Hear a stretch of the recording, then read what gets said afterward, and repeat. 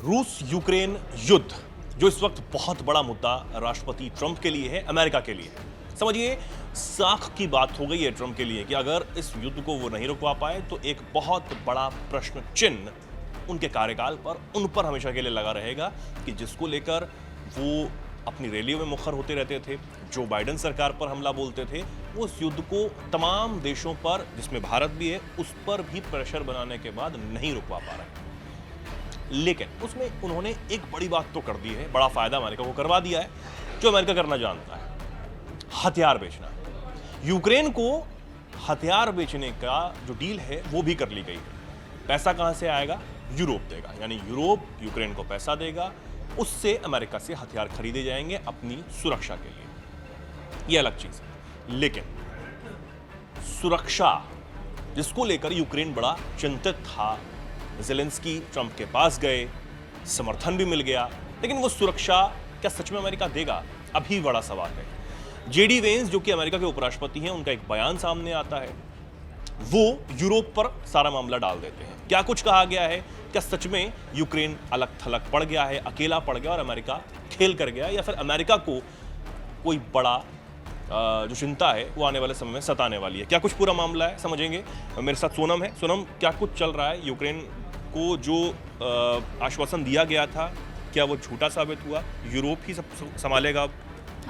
चेतन, जैसा आपने कहा कि यूक्रेन पर अब अमेरिका फंसा हुआ दिख रहा है, तो ये कहना गलत नहीं हुआ, क्योंकि जब भारत अमेरिका टैरिफ युद्ध चल रहा है, एक तरफ अमेरिका लगातार भारत पर दबाव बना रहा है टैरिफ को लेकर, तो वहीं भारत ने भी साफ कर दिया है, भारत का रुख एकदम साफ है कि हम नहीं झुकेंगे, चाहे कोई भी झुकाने वाला हो, भले ही वो राष्ट्रपति डोनाल्ड ट्रंप हो, वो कितनी भी कोशिशें कर लें, कितने भी धमकियाँ दे लें, लेकिन भारत नहीं झुकेगा, क्योंकि भारत के साथ अब रूस भी खड़ा हो गया है डटकर।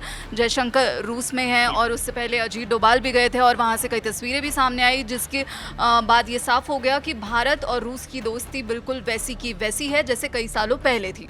और अब वहीं पर अब अमेरिकी उपराष्ट्रपति जेडी वेंस का बयान आया है, जिन्होंने ये कहा है कि यूक्रेन की सुरक्षा की जिम्मेदारी अब यूरोप को लेनी चाहिए, यानी कि वही डोनाल्ड ट्रंप जो लगातार बार बार ये बोल रहे हैं कि रूस यूक्रेन युद्ध को मैं समाप्त करा कर रहूँगा, तो वहीं अब उनके उपराष्ट्रपति कहते हैं कि यूक्रेन की सुरक्षा की जिम्मेदारी यूरोप को लेनी चाहिए। वो आगे कहते हैं कि भौगोलिक स्थिति को देखते हुए यूक्रेन की मदद की पहली जिम्मेदारी यूरोपीय देशों की है, और कहते हैं कि अमेरिका मदद के लिए तैयार है, लेकिन ज़्यादा जिम्मेदारी यूरोपीय देशों की ही रहेगी।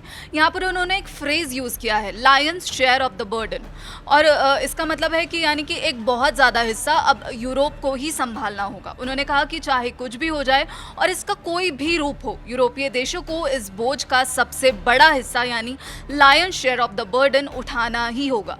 ये उनका कॉन्टिनेंट है और उनकी सुरक्षा का सवाल है। और यहीं राष्ट्रपति ने भी साफ कर दिया है कि उन्हें आगे आना होगा, यानी यूरोप को आगे आना होगा। जेडी वेंस आगे कहते हैं कि मुझे नहीं लगता कि अमेरिका, यानी कि अमेरिका को ये बोझ उठाना चाहिए। मुझे लगता है कि अगर युद्ध को समाप्त करना ज़रूरी है तो हम मदद ज़रूर करेंगे। हालांकि वेंस आगे कहते हैं कि अमेरिका ज़रूरत पड़ने पर मदद करने के लिए तैयार है, लेकिन अपनी भागीदारी को कम से कम रखने की कोशिश कर रहा है।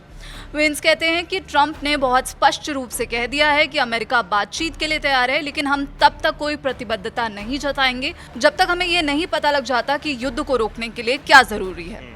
तो वहीं हमें व्हाइट हाउस की प्रेस सचिव कैरोलिन लेविट के उस बयान को भी देखना होगा, जिसमें उन्होंने ये कहा कि अमेरिकी राष्ट्रपति डोनाल्ड ट्रंप ने जो यूक्रेन में अमेरिकी सैनिक भेजने से इनकार कर दिया है, यानी कि यहाँ पर सीधा सीधा डोनाल्ड ट्रंप भी अपना पल्ला झाड़ते हुए नजर आ रहे हैं। कुल मिलाकर अगर हम देखें कि एक तरफ जो ट्रूप्स की बात चल रही थी कि अमेरिका क्या ट्रूप्स भेजेगा यूक्रेन में, यूक्रेन की मदद करने के लिए, जिस सुरक्षा गारंटी को लेकर, जिस आश्वासन को लेने के लिए ज़ेलेंस्की यूक्रेन से चलकर अपने तमाम सहयोगियों के साथ व्हाइट हाउस पहुंचे थे, तो अमेरिका ने साफ मना कर दिया कि हम खुलकर सामने नहीं आएंगे। दूसरी चीज़, अब उपराष्ट्रपति ने भी कह दिया है कि हम यूरोप को जिम्मेदारी लेनी होगी, हम साथ में खड़े हैं। तो साथ में खड़े का क्या मतलब हो जाता है फिर यहाँ पर?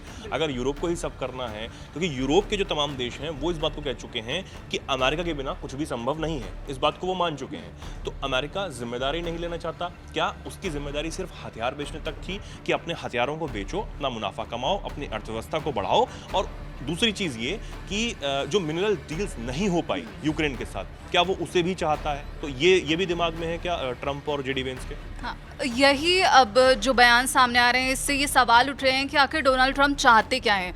उनका दोहरा चरित्र इन बयानों से सामने आ रहा है कि वहाँ जो एक तरफ वो कह रहे हैं कि ये युद्ध खत्म होना चाहिए, तो वहीं वो यूक्रेन को पहले तो बोलते हैं कि हम बातचीत करेंगे, ये युद्ध समाप्त करवाएंगे, और वहीं पर अब बोल रहे हैं कि ये जिम्मेदारी यूरोप की है। तो जिससे डोनाल्ड ट्रंप के डबल स्टैंडर्ड सामने आते हैं, और ये भी सामने आता है कि जब वो भारत पर दबाव बना रहे हैं और अब भारत ने जब ये साफ कर दिया है, भारत का रुख जो है एकदम साफ है कि हम किसी भी दबाव में नहीं झुकेंगे, तो क्या भारत से पिटने के बाद अब वो यूक्रेन पर फंसते हुए नजर आ रहे हैं? तो व्हाइट हाउस की प्रेस सचिव है, उन्होंने यही कहा कि जो अमेरिका है वो ट्रूप्स नहीं भेजेगा, वो हवाई सुरक्षा प्रदान कर सकता है, ये एक ऑप्शन है और संभावना है। मैं आपको बता सकती हूँ कि उन्होंने जमीनी स्तर पर सैनिकों की तैनाती को सीधे तौर से खारिज कर दिया है।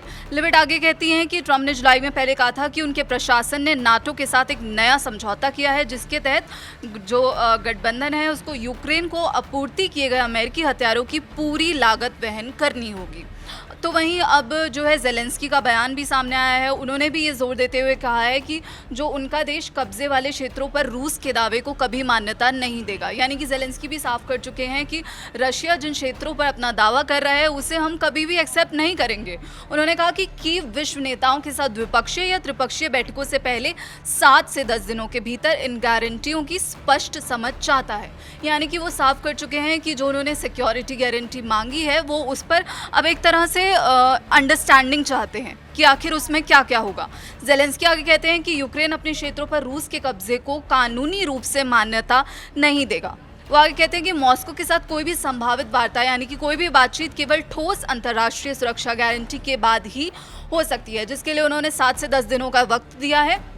तो अब हमें यहाँ पर ये समझना होगा कि उन्होंने राष्ट्रपति डोनाल्ड ट्रंप पे भी बयान दिया। उन्होंने कहा कि राष्ट्रपति डोनाल्ड ट्रंप का जब मैं उनसे मिला था तो उनका तर्क थोड़ा अलग था। उन्होंने द्विपक्षीय बैठक के माध्यम से त्रिपक्षीय बैठक का प्रस्ताव दिया, जिस पर हमने अग्री किया, लेकिन अभी तक मुझे नहीं लगता कि रशिया जो है एक बातचीत की मेज़ पर सामने आया है, टेबल पर सामने आ जाए।